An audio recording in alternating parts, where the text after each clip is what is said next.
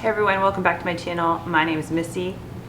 This little guy here name is Paul, and today I'm doing more fall baking. So I'm going to be making chocolate chip pumpkin bread. This recipe makes 2 loaves, and I'm actually using the recipe on the back of Good and Gather Organic 100% pumpkin can, which is the Target brand. So I'll do a zoom in on this recipe in a second if you want to pause and write down this recipe. I'll try not to block Paul so you can see him in case you want to look at him. So I was going to go ahead and make my own pumpkin spice, which I have done in the past, and then I found this in my pantry, which I bought in January or February at Lidl, or Lidl, however you pronounce it, for like next to nothing. I think it was like 50 cents. So I'm using this, but I use a really good Pioneer Woman recipe, which I'll link below, on how to make your own. It's so easy, and I usually have all those spices anyway, so I hardly ever really buy this except for it was really on sale. Where did my pumpkin go? Oh my gosh, right here. So I'm gonna start with all of my dry ingredients. Yeah, you sleepy.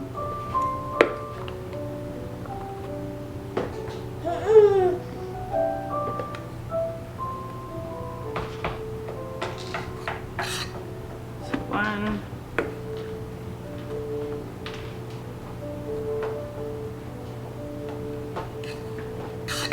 2 and 1/4.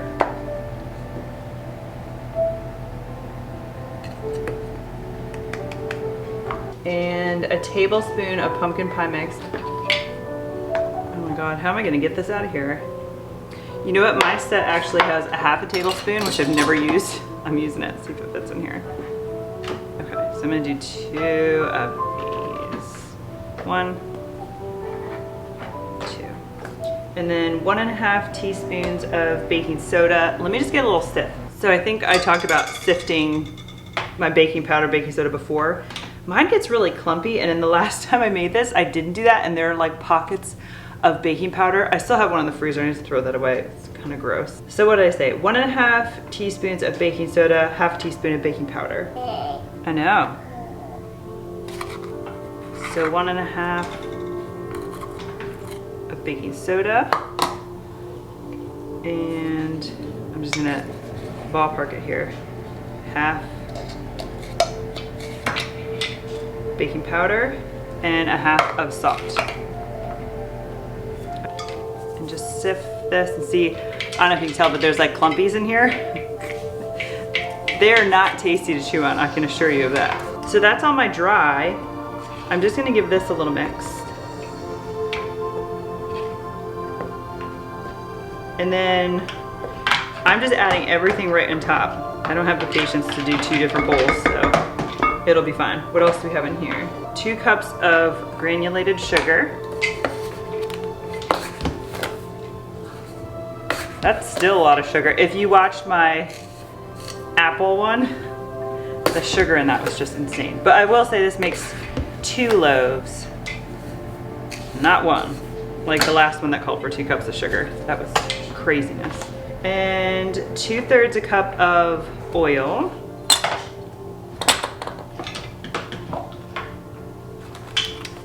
It says vegetable oil, but I'm using canola because that's what I have. 2/3 bug. I cannot wait till Paul is old enough to be helping me with this. It's gonna be so much fun.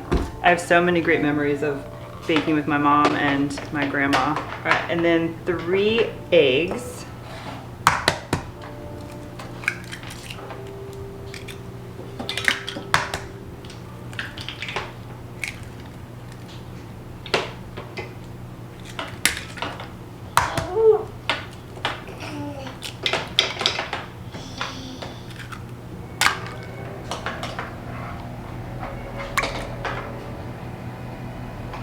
And then all that's left is my pumpkin, which I forgot my can over, so hold on.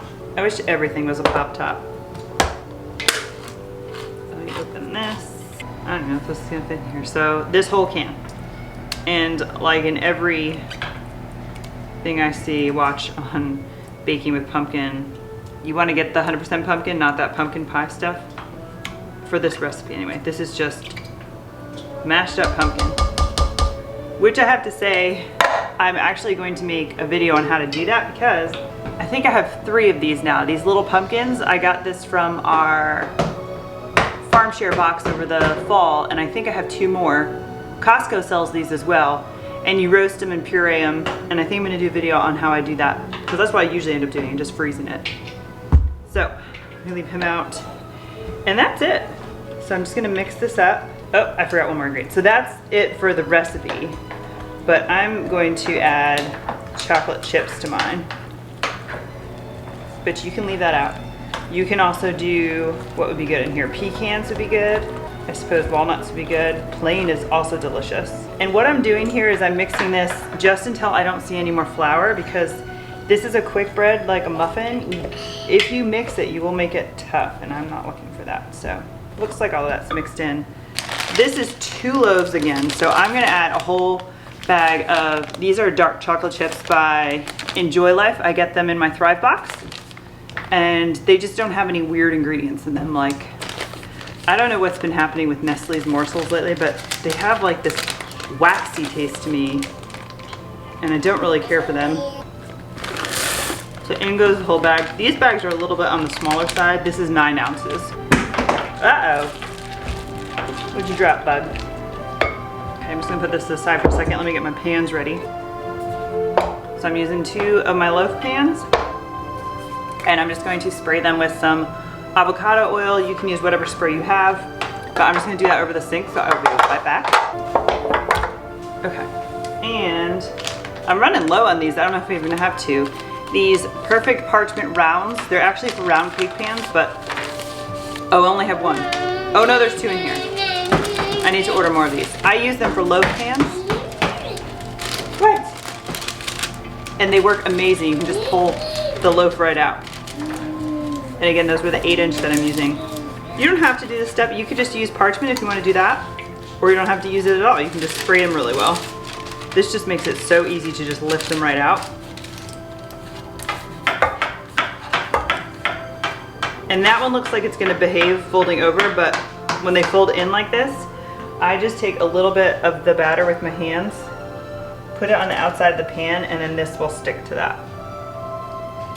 Just because I have had the flaps fold in on themselves while it's cooking, especially if you're using a fan on your oven, and then they kind of cook into the bread. Not that that's the end of the world, but just annoying. So I'm gonna glue all those back. And then I'm going to,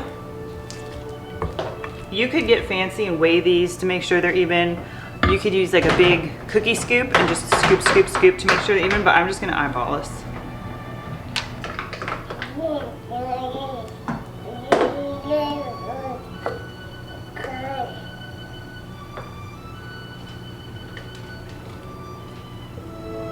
This is gonna bake for, what did I just look? 45 to 55 minutes, toothpick and stir, it comes out clean. And then they rest in their pans for 15 minutes and cool completely. So I'm gonna get these in the oven and I will show you what they look like when they come out. So it's been 55 minutes. Let's see if they're done now. My oven's beeping at me. Oh. Let's see. Much better. Okay. Well, that hit a chocolate chip. So that was about 55 minutes. And when I first took it out at 45 minutes, you could tell that it was definitely still wet in this crack that both of them have. And there was definitely batter on the toothpick. So the recipe says to let this sit for 15 minutes and take it out and put it on a wire rack. It is Paul's nap time, so I guarantee I will not be back in 15 minutes. But I have those parchment things on it, so I'm not concerned. I'm not concerned about it sticking to the pan whatsoever. I just have to run a knife around both these sides and it will come right out. So I'll show you once these come out and they're ready to eat. So it's been quite a while, and sorry for all the racket. Paul's playing with his workstation. But I just wanted to cut into one of these. Get this one out of the side. And again, I use those things so they come right out. I'll take this other one out in a second.